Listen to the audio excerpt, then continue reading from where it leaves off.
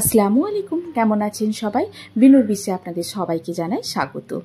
আজকে বানাবো মুখরোচক কিছু, যা চায়ের সঙ্গে খেতে অসাধারণ লাগে। আজকে বানাবো ঝুরি ভাজা। চলুন তাহলে রেসিপিটা শুরু করা যাক।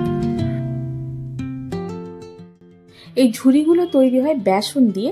আমি নিয়ে নিয়েছি এখানে বেসন। বেসনটা একটু মোটা বেসন হলে ভালো হয়, মানে একটু খড়খড়ে মতো বেসন হলে বেশি ভালো হবে।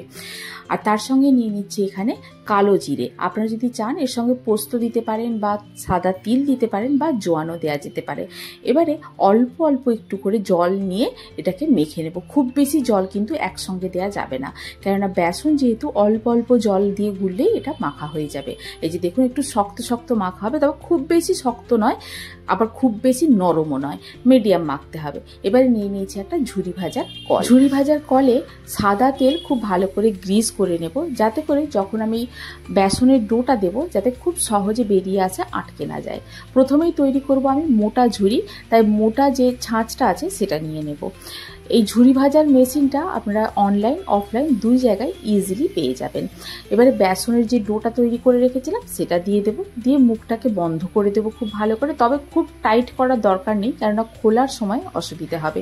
হালকা প্যাঁচ লাগিয়ে দেবো এটাতে, দিয়ে এবারে গ্যাসটাকে অন করে দেবো। একটা কড়াই চাপিয়ে দেবো, কড়াইটা খুব ভালো করে গরম করে নিয়ে দিয়ে দেবো এতে সাদা তেল। এখানে তেলটা কিন্তু একটু বেশি করেই দিতে হবে, যাতে ঝুরিগুলো ডুবে যায়, তো ভাজাটা খুব ভালো করে হয়।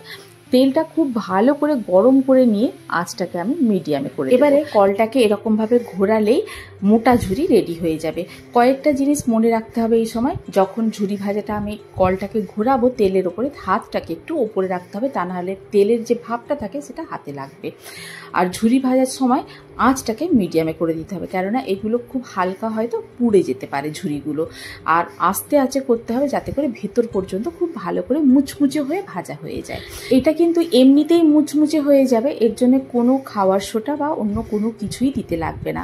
যদি আপনারা খুব মুচমুচে চান তাহলে এতে কোনো ময়ান দেওয়ারও দরকার নেই, কিন্তু যদি একটু নরম চান তাহলে সেক্ষেত্রে একটু ময়ান দিতে পারেন। এরকমভাবেই সবগুলোকে ভেজে নিয়েছি আমি। মোটা ঝুরি ভাজাটা আমাদের একদম রেডি হয়ে গেছে।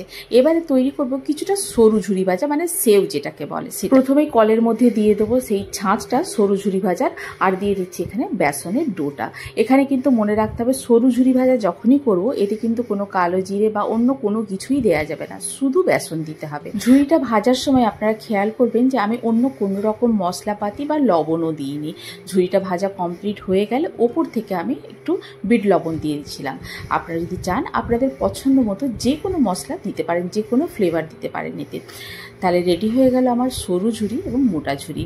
আপনারাও ট্রাই করুন বাড়িতে, রেসিপিটি করে জানান আমাকে কেমন লাগলো। যদি ভালো লেগে থাকে তাহলে বন্ধুদের সঙ্গে শেয়ার করুন, আর যদি কোনো নতুন বন্ধু থেকে থাকেন তাহলে আমার চ্যানেলটিকে সাবস্ক্রাইব করে পাশে থাকার অনুরোধ রইল। আজ তাহলে এই পর্যন্তই, আবার দেখা হবে। ভালো থাকুন, সবাইকে ভালো রাখুন। আল্লাহ হাফিজ।